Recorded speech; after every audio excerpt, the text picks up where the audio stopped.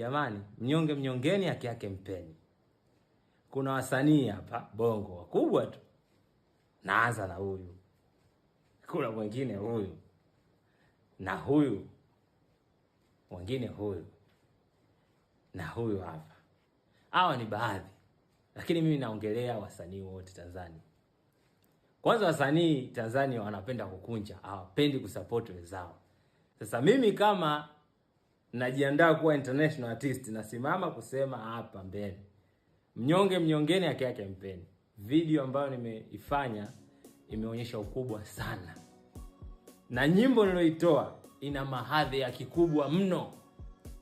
Ukiangalia ile video ina mahadhi ya Kieruba, Kiingereza, kuna uzuru mne ndani South Africa, lakini pia kuna Kiswahili ambacho sisi ni wazawa native.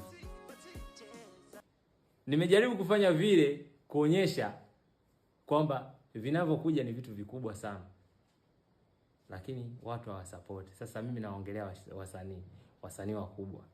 Mjue kusupport wasanii wadogo, kwa sababu wasanii wadogo siku wanaweza kuwaheshimisha Tanzania.